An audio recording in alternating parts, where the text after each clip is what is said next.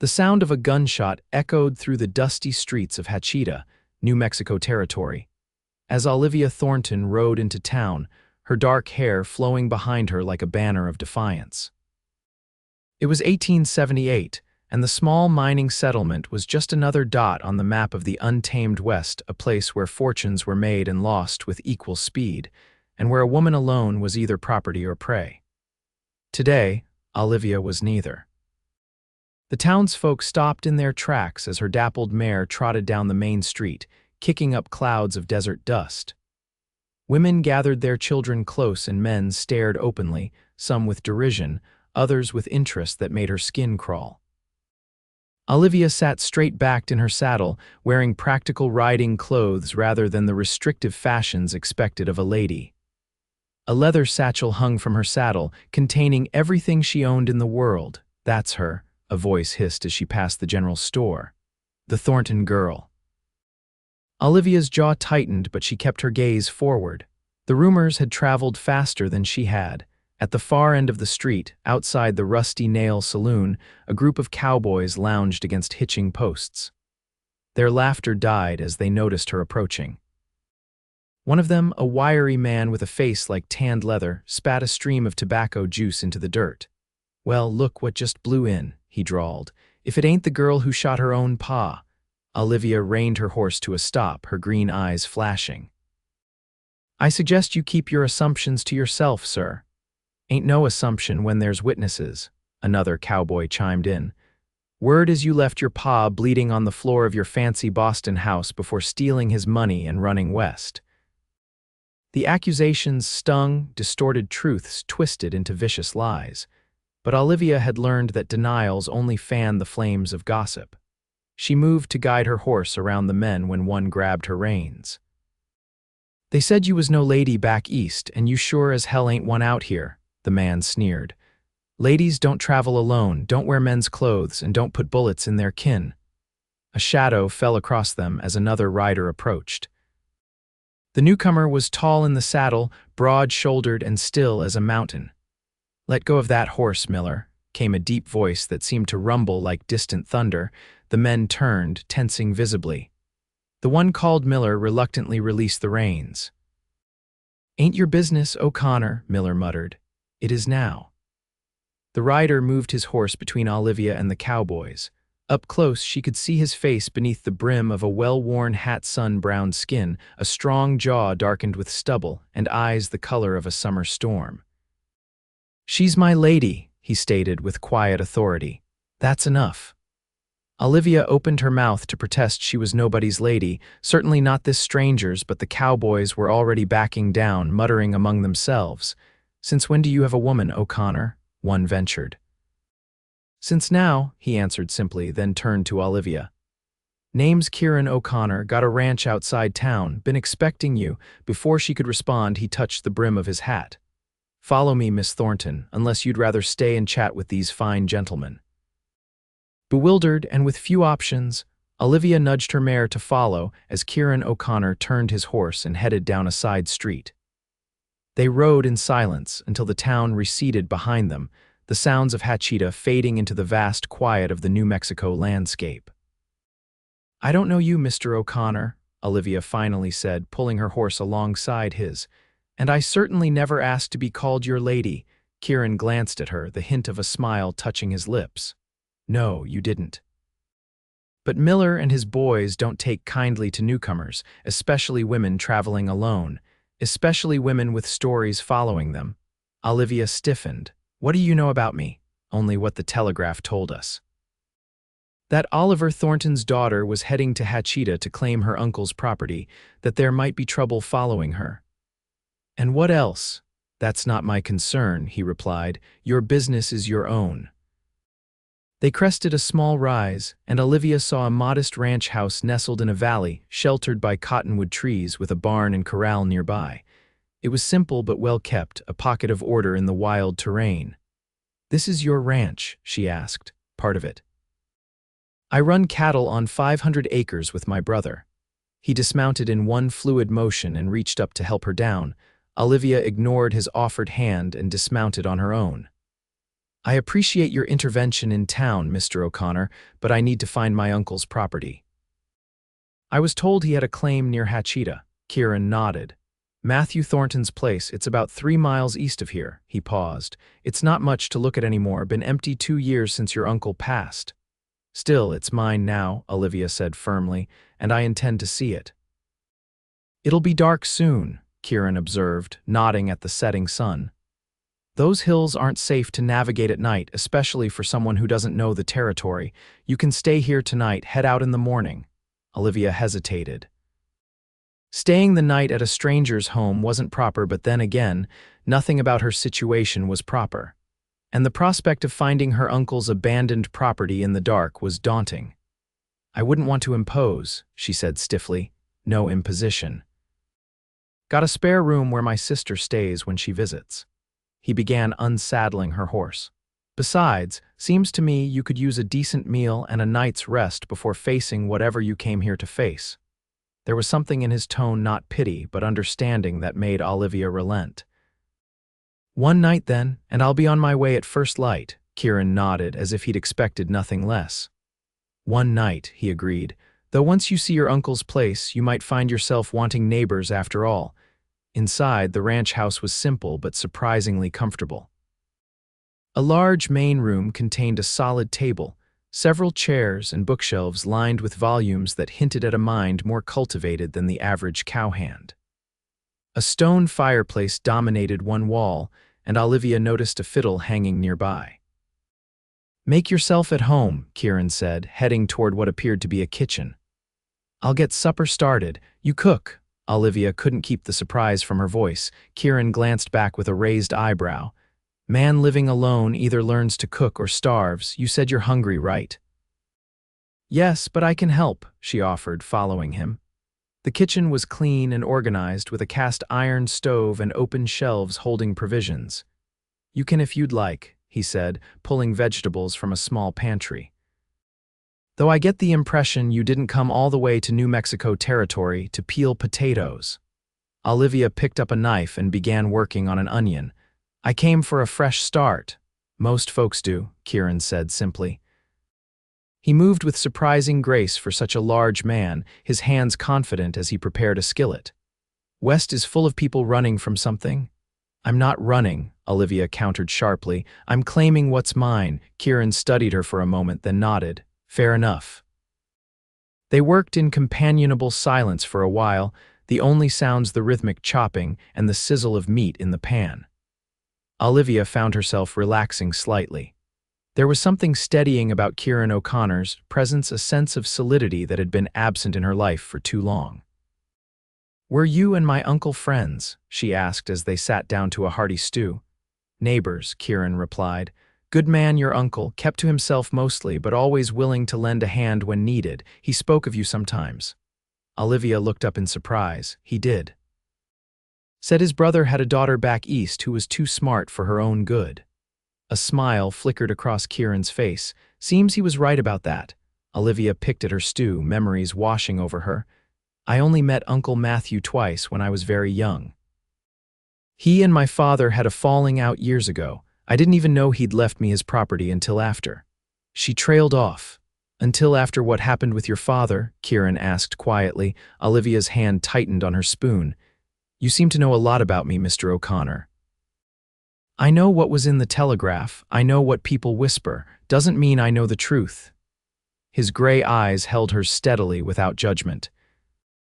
For a moment, Olivia was tempted to tell him everything, the years of her father's tyranny, the final confrontation that had ended with a gunshot, the terror of fleeing the only home she'd ever known with nothing but a letter from a lawyer informing her of her inheritance in the New Mexico territory.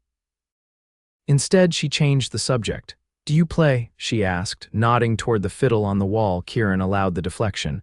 Some, not as well as I'd like, but it passes the evenings. He finished his stew and pushed back from the table. There's clean water for washing up if you'd like. I'll show you to your room. The spare room was small but tidy, with a narrow bed covered in a patchwork quilt and a window that looked out over the shadowed landscape. A small chest stood at the foot of the bed, and a basin of water had been placed on a stand by the wall. It's not fancy, Kieran said, setting her saddlebag inside the door. It's perfect, Olivia replied honestly. After weeks of hard travel and uncomfortable lodgings, the simple room seemed luxurious. Thank you for your hospitality, Mr. O'Connor. Kieran, he corrected. Out here, formality doesn't last long, Kieran, she repeated softly. Then you must call me Olivia, he nodded, lingering in the doorway. Get some rest, Olivia. Morning comes early on a ranch. After he left, Olivia sat on the edge of the bed, finally allowing herself to feel the exhaustion of her journey. She had come so far geographically and otherwise from the sheltered existence she'd known in Boston. The daughter of a prominent businessman, she'd been raised to be decorative and obedient, a suitable match for whatever advantageous marriage her father arranged. Instead, she was here in a stranger's home in the New Mexico territory, with nothing but a claim to a dead uncle's property and a reputation as a murderess dogging her steps. She should have been terrified. Instead, for the first time in months, she felt something like hope. Morning brought the sounds of a working ranch horses nickering, cattle lowing in the distance, and the sharp clang of metal on metal from what sounded like a blacksmith's hammer. Olivia dressed quickly in her practical riding clothes and stepped outside to find Kieran at work in a small forge adjacent to the barn. He looked up as she approached, setting aside a glowing piece of metal. Sweat glistened on his forearms as he wiped his hands on a rag. "Sleep well?" he asked. "Better than I have in weeks," she admitted. "You're up early." "Always am." He nodded toward a pot of coffee sitting on a small stove. "Help yourself. I need to finish this horseshoe, then I can take you to your uncle's place." "You don't need to escort me," Olivia said, pouring herself coffee. "Just point me in the right direction." Kieran gave her a level look.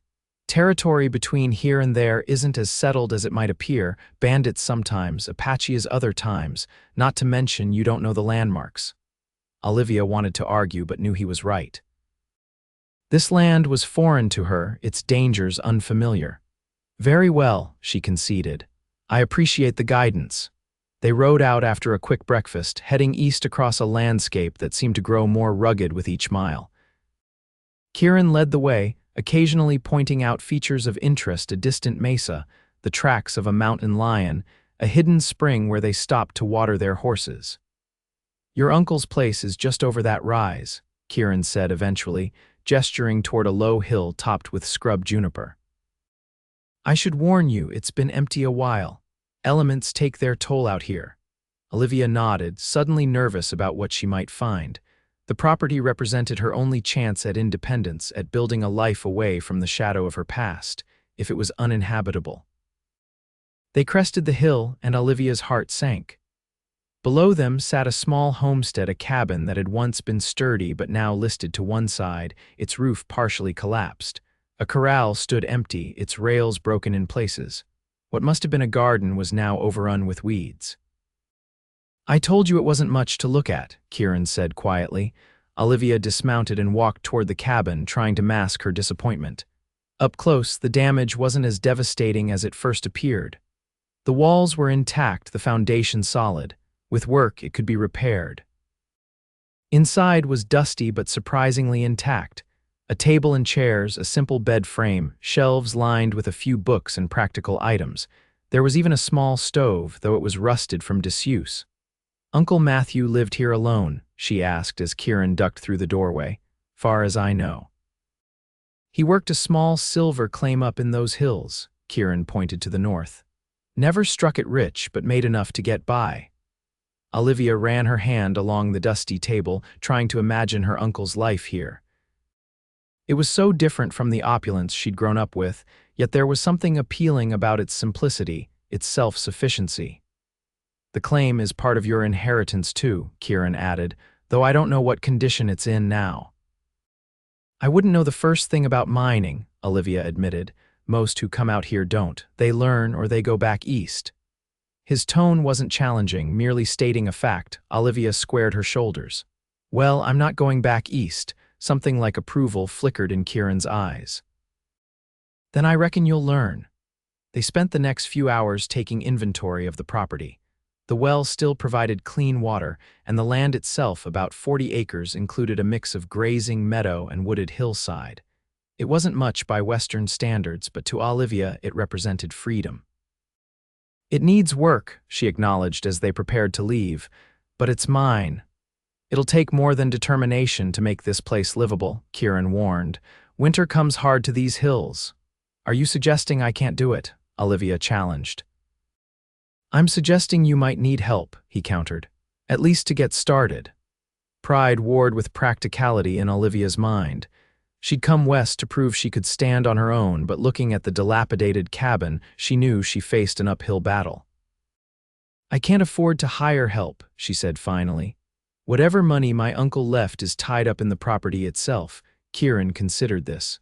"I'm not offering for hire," he said. "I'm offering as a neighbor. You help me with my fall roundup, I'll help you get this place in shape before winter." Olivia blinked in surprise. "Why would you do that?" "Because that's how it works out here," he said simply. "People help each other, otherwise none of us would survive." The offer was tempting, but Olivia hesitated. "The people in town, they already think I'm your lady." She felt her cheeks warm at the term. "If I stay at your ranch while working on this place." "People will talk regardless," Kieran said with a shrug. "They've got nothing better to do. Question is, does their talk matter more than getting a roof over your head before the first snow?" Put that way, the decision seemed clear. "All right," Olivia agreed, "but only until this place is habitable, and I'll pull my weight at your ranch." "Never doubted you would," Kieran replied. He extended his hand, and after a moment's hesitation, Olivia shook it. His grip was firm but gentle, his palm calloused from work. For a brief moment, their eyes met, and Olivia felt a strange flutter in her chest that had nothing to do with her concerns about propriety. They rode back to Kieran's ranch in comfortable silence, both lost in their own thoughts. The arrangement they'd struck was practical, logical, yet Olivia couldn't shake the feeling that she'd just set foot on a path that would change her life far more profoundly than her journey west had already done. The next few weeks fell into a rhythm unlike anything Olivia had ever experienced. Mornings began before dawn with chores around Kieran's ranch.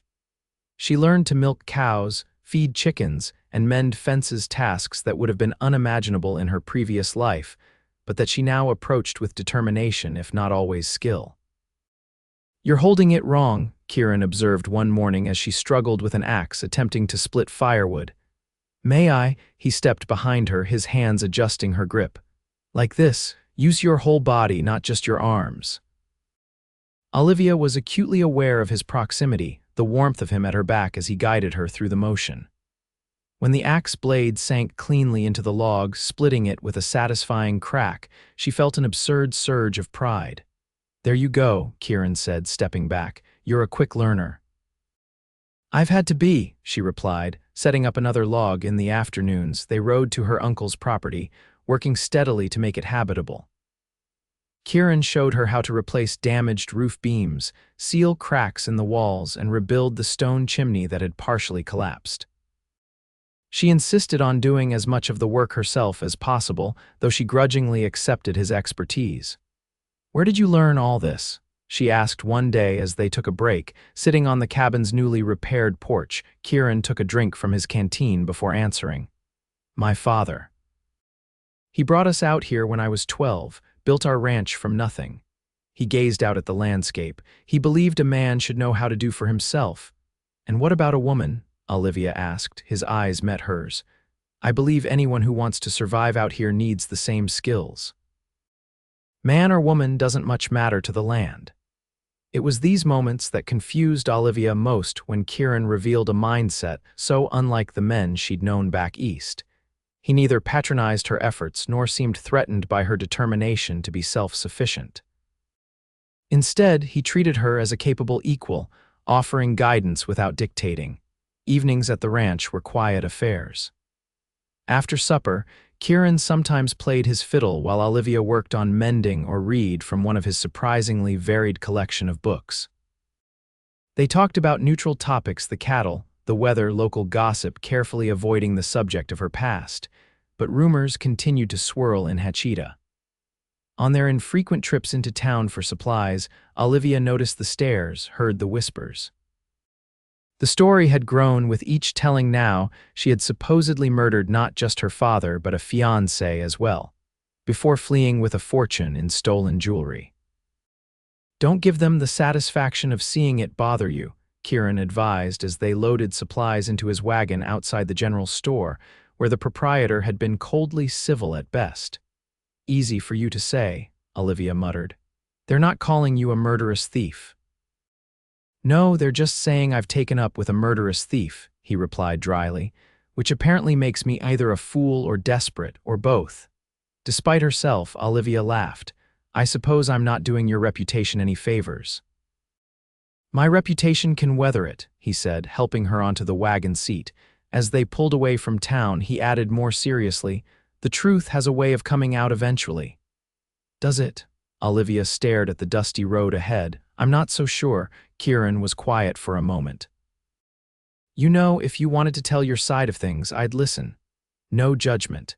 The offer hung in the air between them. Part of Olivia longed to unburden herself, to share the weight of truth she'd been carrying alone. But fear held her back, fear that even Kieran, with his quiet acceptance, might look at her differently if he knew everything. Maybe someday, she said finally. Fall roundup came, and as promised, Olivia helped with the work. Though she'd never ridden with a herd before, she took instruction well and proved adept at handling her horse.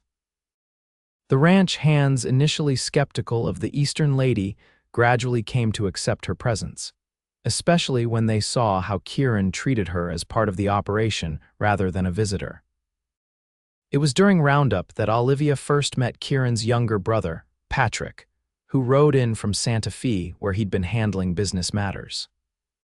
Patrick was lighter in coloring and temperament than Kieran, with an easy smile and a gift for storytelling that kept the camp entertained in the evenings. So this is the famous Miss Thornton, Patrick said when Kieran introduced them. Half the territory's talking about you, you know. Patrick, Kieran warned. It's all right, Olivia said. I'd rather face gossip head-on than pretend I don't know it exists. Patrick grinned. I like her, Kieran. No wonder you've been hiding her out here. Later, as they sat around the campfire, Patrick regaled them with news from Santa Fe and beyond. Word is the railroad's coming through next year, he reported. Going to change everything? It always does, one of the older hands muttered. Rarely for the better. Progress marches on whether we like it or not, Patrick replied.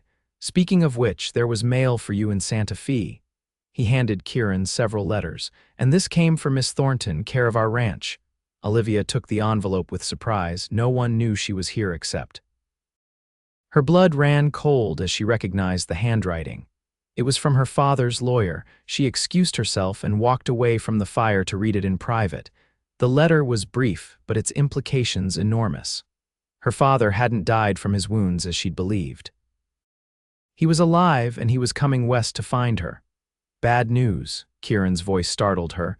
He stood a respectful distance away, his expression concerned. Olivia quickly folded the letter. Nothing I can't handle, you're shaking. She hadn't realized it until he pointed it out, but her hands were indeed trembling. It's just the night air, she lied, forcing a smile. I should get back to the fire. Kieran didn't move. Olivia, he said quietly, whatever it is, you don't have to face it alone. The simple statement nearly broke her composure. How long had it been since anyone had offered to stand with her rather than against her?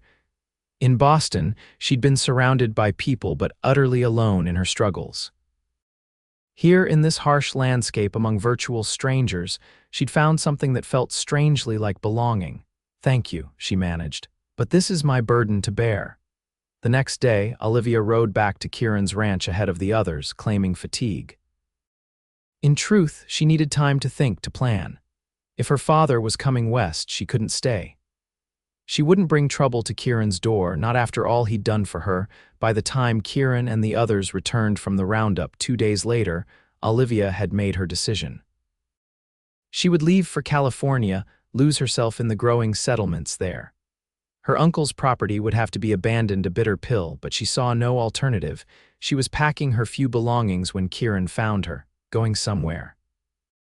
He asked from the doorway of the spare room, his voice carefully neutral. Olivia didn't turn around. "It's time I moved on. To your uncle's place. It's not quite finished, no," she interrupted. "Away from here, from New Mexico?" Silence stretched between them, heavy with unspoken questions. Finally, Kieran stepped into the room. "Does this have something to do with that letter?" Olivia's hands stilled on the clothing she was folding. "Yes. Are you in some kind of danger, Olivia?" She turned to face him then, seeing the genuine concern in his gray eyes. "Not just me. Anyone associated with me." Kieran crossed his arms. "I can take care of myself. This isn't your fight." "Maybe I think it is." He moved closer. "Maybe I think you're worth fighting for." The words hung in the air between them, charged with meaning that went beyond their literal sense. Olivia's heart raced as Kieran reached out, his fingers gently tilting her chin up until their eyes met. "Tell me what happened in Boston," he said softly. "Tell me the truth." And suddenly, Olivia was tired of running, tired of carrying her secrets alone. The words came haltingly at first, then in a rush as she told him everything: how her father had arranged a marriage for her to a business associate 30 years her senior, how she'd refused, how the argument had escalated until her father had struck her. She described reaching for the gun he kept in his desk, intending only to threaten him, to make him back away. But there had been a struggle, the gun had gone off, and her father had fallen, bleeding from a chest wound. "I thought he was dead," she finished, tears streaming down her face. "I panicked. I took what money I had and fled. It was only later I learned about Uncle Matthew's property. It seemed like Providence, a chance to start over where no one knew me." Kieran had listened without interruption, his expression grave. Now he reached out and took her hands in his. "You were defending yourself," he said. "That's not murder." "The law might see it differently," Olivia replied bitterly. "Especially with my father's influence, and now he's alive and he's coming here." "Let him come," Kieran said, a hardness entering his voice. "This isn't Boston. Out here, a man doesn't get to force his daughter into marriage, doesn't get to hit her without consequences." "You don't understand." Olivia pulled her hands away. "My father is a powerful man. He doesn't fight fair. He'll destroy anyone who stands in his way, including you." Kieran's jaw set stubbornly. "I'm not asking you to stay for my sake. I'm asking you to stay for yours. Running won't solve anything. It'll just mean giving up the life you've started to build here." "What life?" "A broken-down cabin and a reputation as a fallen woman." "A home that's yours," Kieran countered. "Work that you're good at, people who—" He hesitated. "People who care about you." The emotion in his voice made Olivia's heart skip. "Kieran, I'm not good with words," he said, running a hand through his hair in frustration.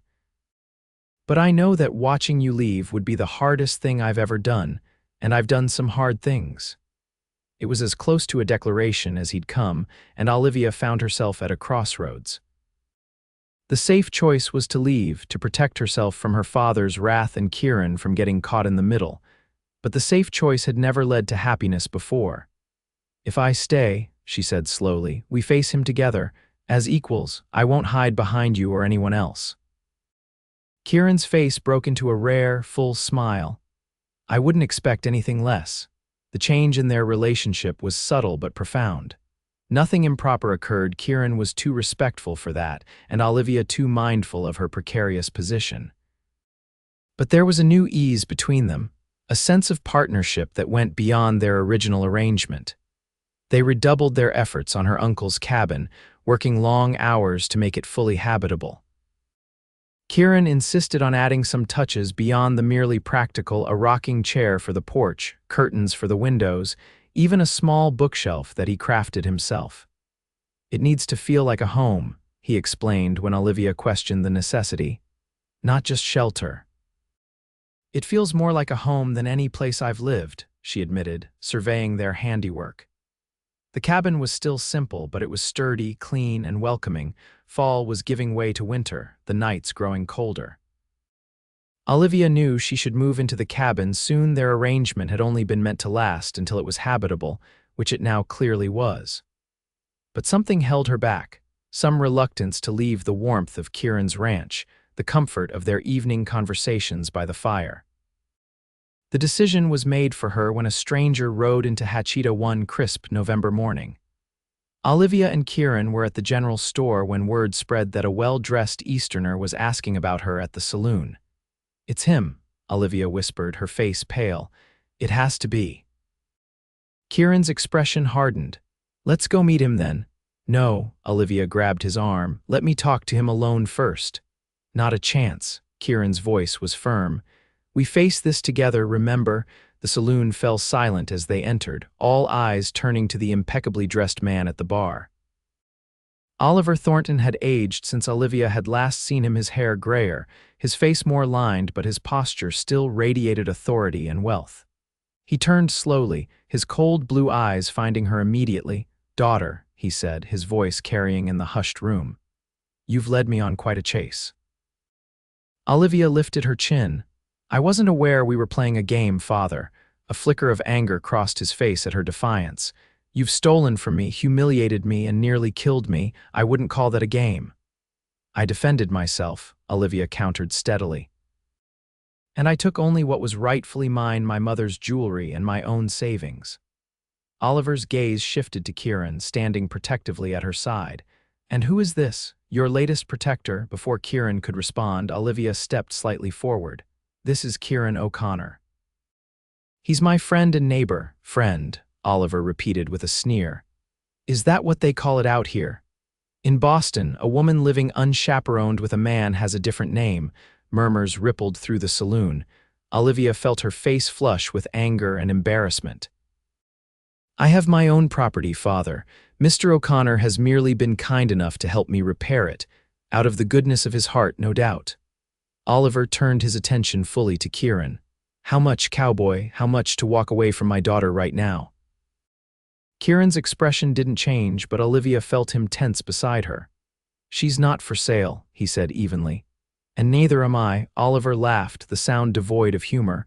"Everyone has a price, you just haven't heard mine yet." "Father, stop this," Olivia interjected. "I'm not going back to Boston with you, I'm staying here."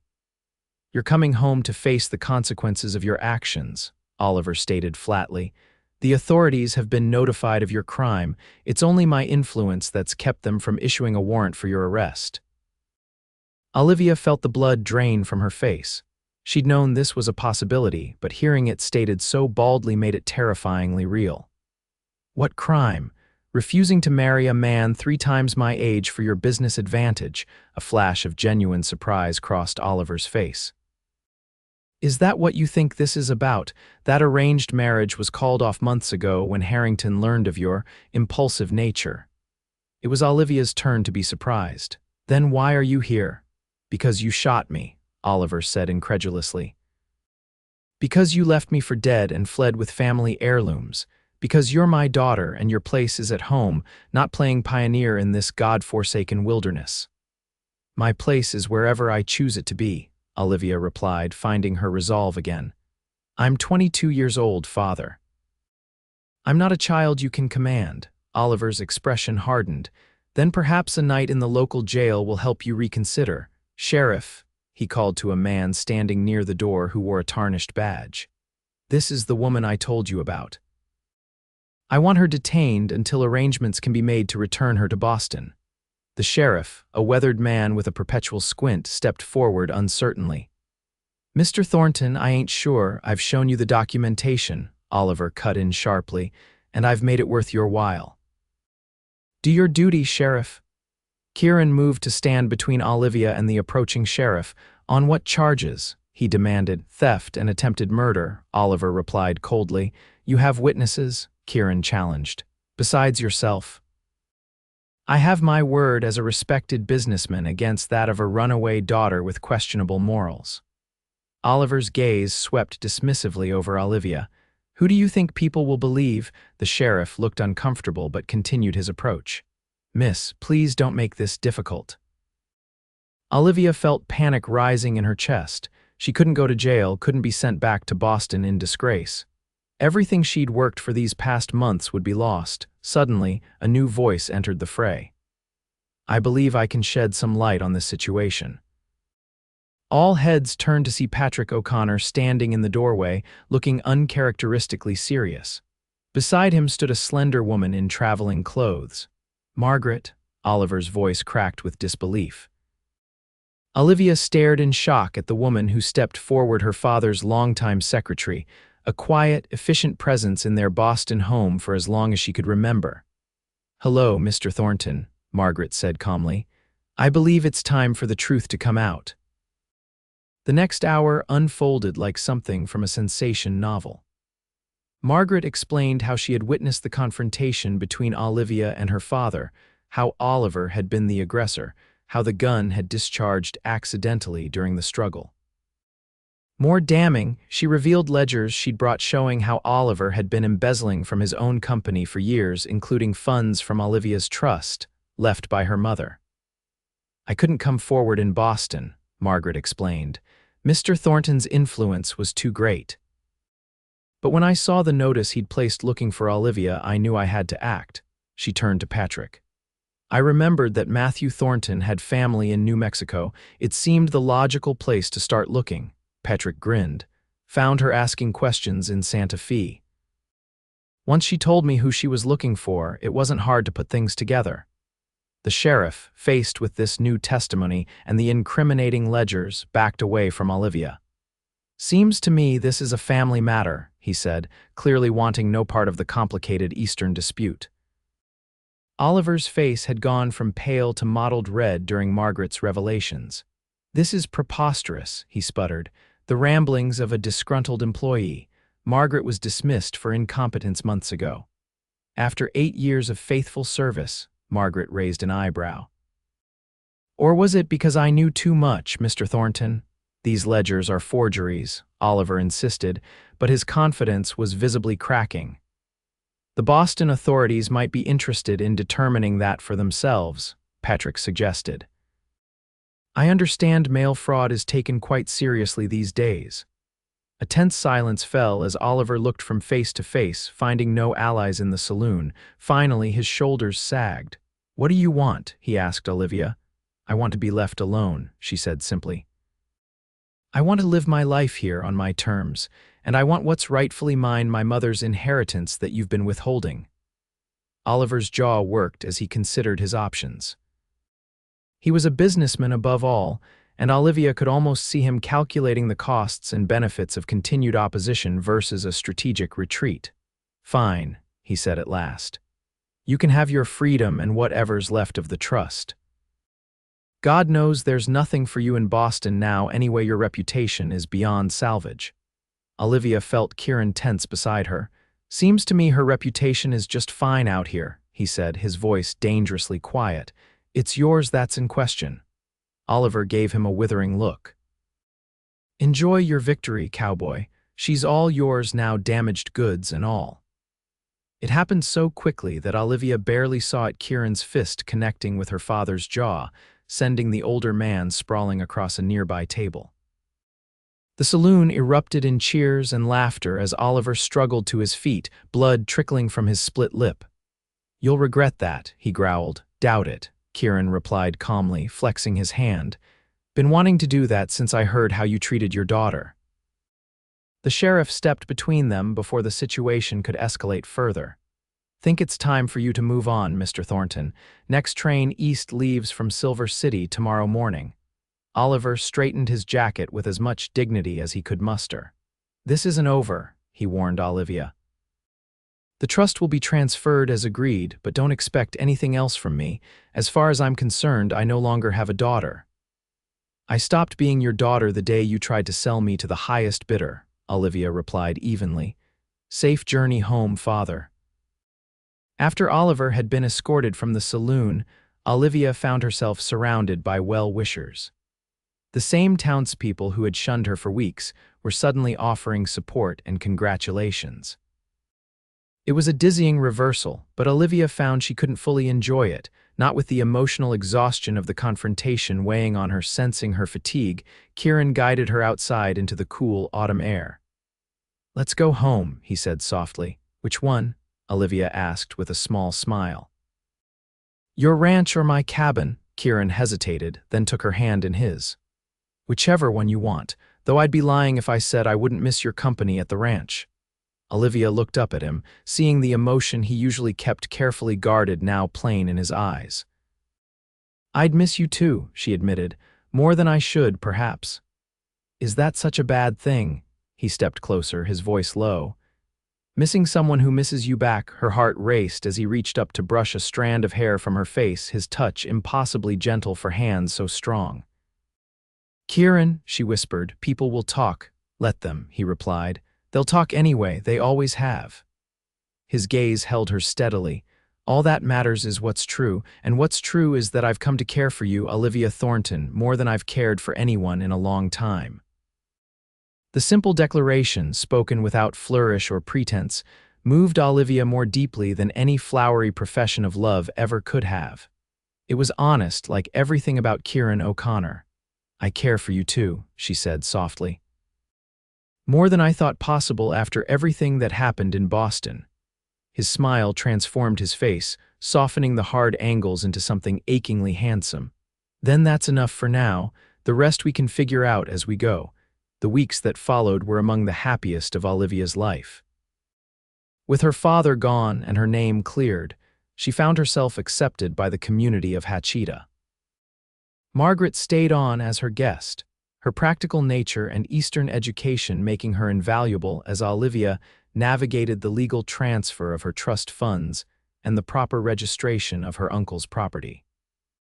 Olivia divided her time between her cabin, which she continued to improve, and Kieran's ranch, where she found herself spending more and more evenings. Their courtship for that was what it had become progressed with the same straightforward honesty that characterized their relationship from the beginning. They rode together across the ranges, Kieran showing her the beauty of the territory she'd chosen as her home. He taught her to track game, to read the weather from the clouds, to find her way by the stars. In return, she shared with him her knowledge of literature and music, reading aloud by the fire in the evenings or helping him improve his fiddle playing with the piano skills she'd learned in Boston.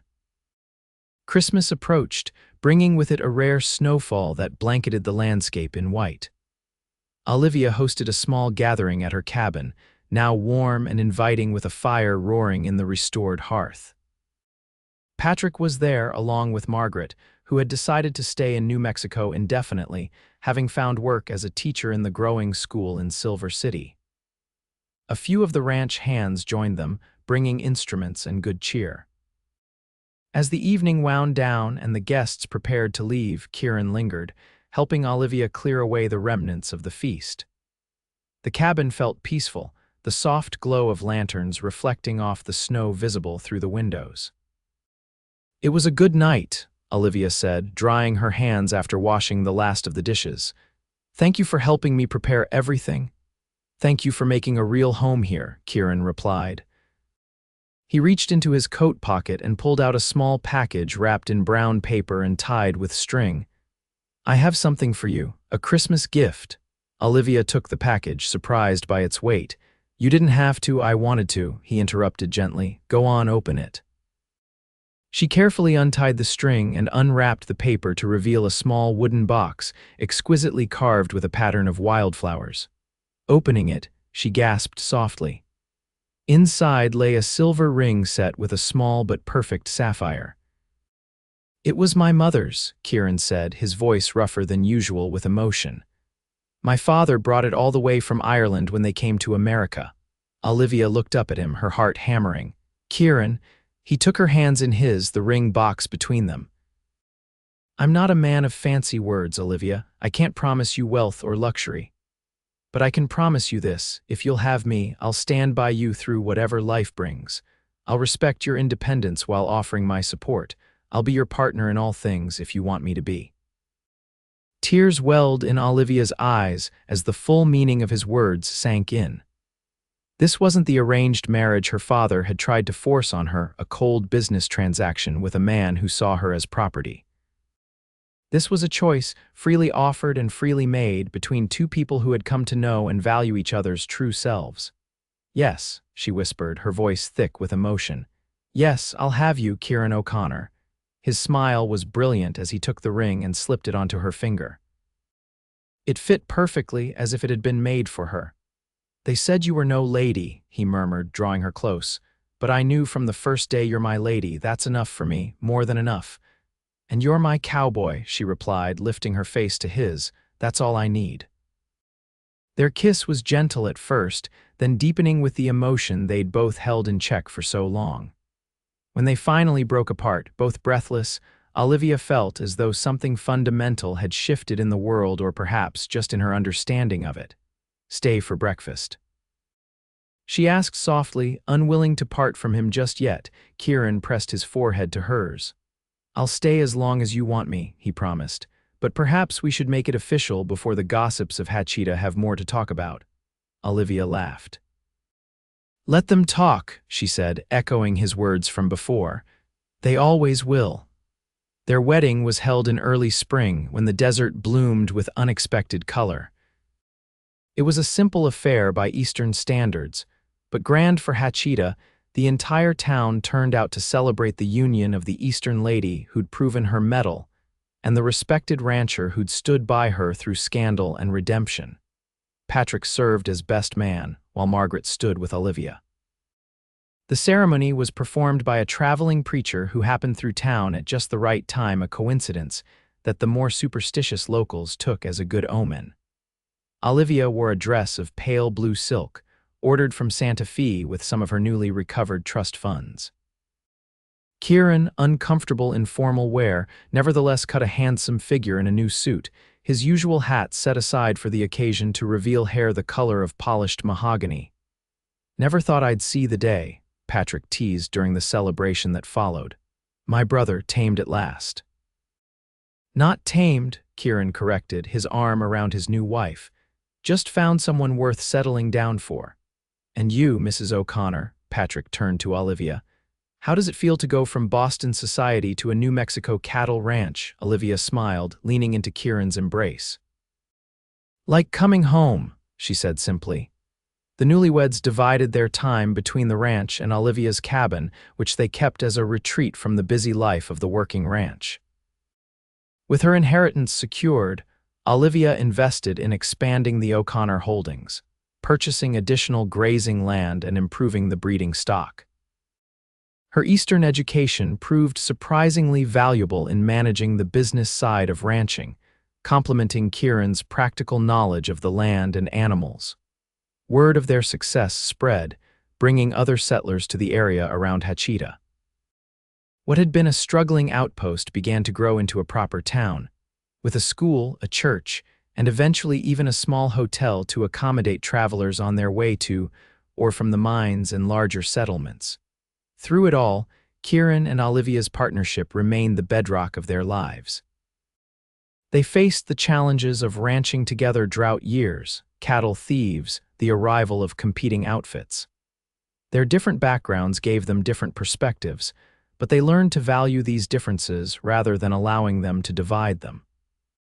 When their first child was born, a son they named Matthew, after Olivia's uncle, the celebration in Hachita rivaled that of their wedding. 2 years later, a daughter joined the family, followed by another son 2 years after that. The O'Connor children grew up straddling two worlds, learning both the practical skills of ranch life from their father and the refinements of Eastern culture from their mother. On the 10th anniversary of their wedding, Kieran surprised Olivia with a trip to San Francisco, a city neither had visited before. They stayed in a fine hotel, attended the opera, and walked arm in arm through streets unlike any Olivia had seen since leaving Boston. "You ever miss it?" Kieran asked as they watched ships come and go in the harbor. "City life, I mean, all this." He gestured to the bustling civilization around them. Olivia considered the question seriously. "I miss certain conveniences," she admitted, "and occasionally I miss the museums and libraries." She turned to face him, taking in the face she'd come to know as well as her own, a little more weathered now, with strands of silver at his temples, but still handsome, still steadfast. "But I've never once missed the life I left behind, not when what I found was so much better." Kieran smiled, the same slow, genuine smile that had first captured her heart a decade earlier. "Even when the roof leaks and the cattle break through the fences and the children are driving us to distraction, even then," she assured him, rising on tiptoe to kiss him. "Especially then." When they returned to Hachita, they found changes afoot. The railroad that had been promised for years was finally coming through, bringing with it opportunities and challenges that would reshape the territory. Some of the old-timers grumbled about progress ruining the frontier, but Kieran and Olivia saw it as evolution rather than destruction. The Wild West was never meant to stay wild forever, Kieran observed as they watched the first locomotive steam into the newly built station. It's always been about building something lasting out of something untamed. Like us, Olivia said softly, squeezing his hand. He looked down at her, his eyes warm with understanding. Exactly like us. As the years passed, the legend of their romance became part of local lore, how the Boston lady had come west with scandal on her heels, how the stoic rancher had declared, "She's my lady. That's enough," when others doubted her character. Young couples in Hachita and beyond cited the O'Connors as evidence that love could flourish even in the harshest conditions, that partnerships built on mutual respect and shared trials could endure. On their 25th anniversary, with their children grown and the ranch prospering under the management of their eldest son, Kieran and Olivia hosted a celebration that drew friends from across the now state of New Mexico. Margaret was there, her hair gone silver but her mind as sharp as ever. Patrick brought his wife of 20 years and their 5 children. Ranch hands who had worked for them decades earlier returned with their own families to pay respects. As twilight fell and lanterns were lit around the expanded ranch house, Kieran pulled Olivia away from the festivities for a moment of quiet on the porch. "I have something for you," he said, presenting her with a small package. Inside, Olivia found a leather-bound journal. Opening it, she discovered it was filled with Kieran's handwriting, not the careful, formal script he used for business, but a more personal hand, flowing across the pages in a chronicle of their life together. "I started it the day after we were married," he explained. "Just a few lines every night about the life we were building." He looked almost embarrassed. "I'm not a writer like you, but I wanted our story to be remembered correctly." Tears filled Olivia's eyes as she flipped through the journal, catching glimpses of the moments that had shaped their marriage, the births of their children, the hard years and the prosperous ones, the quiet everyday moments that had knit their lives together. "It's perfect," she whispered, hugging the journal to her chest. "Our story. The best one I know," Kieran said, drawing her close, "and we're still writing it." From inside came the sounds of their celebration, their children laughing, friends talking, a fiddle playing a familiar tune. Beyond the circle of light from the ranch house, the New Mexico night stretched vast and star-filled, no longer a wilderness to be feared but a home to be cherished. "They said I was no lady," Olivia murmured, remembering that long-ago confrontation that had brought them together. Kieran kissed her forehead. "And I said you were my lady," he finished. "I was right." "We both were," Olivia replied with a smile, "and that's been more than enough." Hand in hand, they returned to the light and warmth of the home they had built together, not just the physical structure, but the life they had woven from threads of courage, trust, and abiding love. In a land that had once seemed impossibly foreign to a Boston society girl, Olivia Thornton O'Connor had found not just survival, but belonging. And the cowboy who had claimed her as his lady had found in her not just a wife, but a partner equal to all the challenges the frontier could offer. As the celebration continued around them, they exchanged a look that needed no words, a look that held the quiet acknowledgement of a journey shared, a love tested and proven, and a future still unfolding before them like the vast New Mexico horizon at dawn.